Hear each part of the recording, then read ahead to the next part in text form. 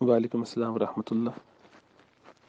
اللہ سبحانہ و تعالیٰ نے امتحان لینا تھا آدم علیہ السلام کا، حوا علیہ السلام کا، اور ان کو دکھانا تھا کہ شیطان کس طرح تمہارا دوست بن کے حملہ کرتا ہے اور دشمن کرتا ہے، دشمنی کا اظہار کرتا ہے۔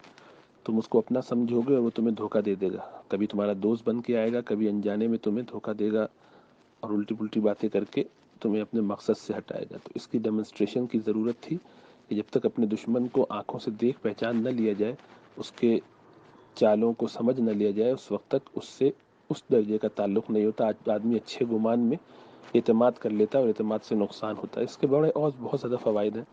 بہرحال خلاصہ کلام یہ ہے کہ یہ جو ہے اللہ سبحانہ و تعالیٰ کی طرف سے جو بندوں کو، آدم علیہ السلام کو اور حضرت حوا کو دنیا میں بھیجا گیا، یہ سزا کے طور پر نہیں بھیجا گیا۔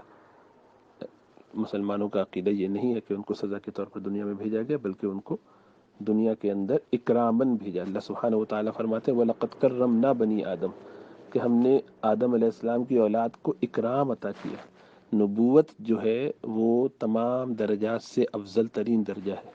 اللہ سبحانہ و تعالیٰ نے اس خلافت کے لیے، اس نبوت کے لیے آدم علیہ السلام کو چنا، جس کا خواب جو ہے ابلیس دیکھ رہا تھا، یعنی تو فرشتوں سے بھی اونچا درجہ ہے، اسی لیے ان کو مسجود الملائکہ بنایا گیا۔ تو دنیا میں ان کو جو بھیجا گیا وہ سزاءً نہیں، اسی لیے اس سے پہلے اللہ سبحانہ و تعالیٰ جب کہتے ہیں ہم نے تمہیں دنیا میں بھیجا، تو اس سے پہلے فرما چکے ہیں کہ ہم تمہیں معاف کر چکے تھے۔ فَتَلَقَّى آدَمُ مِن رَّبِّهِ كَلِمَاتٍ فَتَابَ عَلَيْهِ، اللہ نے وہ جو لقا کیے تھے کلمات، اس پر اللہ نے ان کی توبہ کو قبول فرما لی۔ جب اللہ توبہ قبول فرما لے تو اس کے بعد سزا دینے کا تصور ہی نہیں ہے۔ تو اب سزا کے لیے نہیں، اب تو اس مشن پہ بھیجنا تھا۔ یہ تو ایک عارضی طور پر ان کی ٹریننگ کے لیے ایک ڈیمونسٹریشن تھی کہ جب تک جنت کو تم دیکھو گے نہیں تمہیں اس کی قدر معلوم نہیں ہوگی۔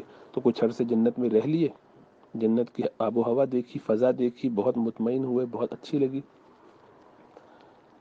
اب شیطان کے وار کو سمجھنا، دیکھنا، اس کے لیے ایک پریکٹیکل ڈیمونسٹریشن ہو گئی کہ شیطان نے اس موقع سے فائدہ اٹھا کے اپنی حرکت کی، جو کہ اللہ کے تو علم میں تھی ہی، آدم علیہ السلام کو معلوم نہ تھی۔ آدم علیہ السلام اس سے دھوکے میں آ گئے، اور اس چکر میں اب شیطان کو وہ جو پہچانے ہیں تو دوبارہ شیطانوں کو کبھی بھی دھوکہ نہ دے سکا۔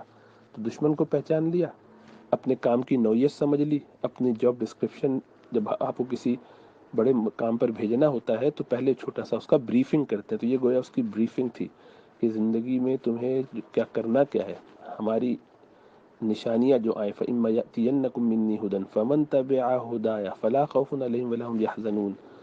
تو تمہیں اس تمام ہدایات کو لے کر چلنا ہے ہمارے احکامات کے مطابق۔ اسی لیے اس سے پہلے یہ بھی فرمایا کہ جب ہم نے تمہیں بھیجا کہ قُلْنَا اهْبِطُوا مِنْهَا جَمِيعًا، تم اتر جاؤ زمین پر، رہو دنیا میں، اب تم رہو گے ایک مدت تک۔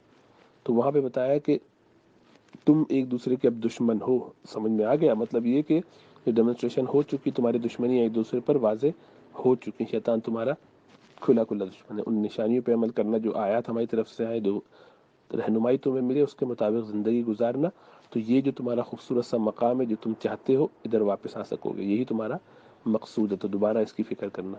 تو سزا کے طور پر نہیں بھیجا گیا، انہوں نے بالکل غلط بتایا۔ اسلام میں ایسا کوئی تصور نہیں ہے کہ آدم علیہ السلام کو نعوذ باللہ سزا دے کر بھیجا گیا۔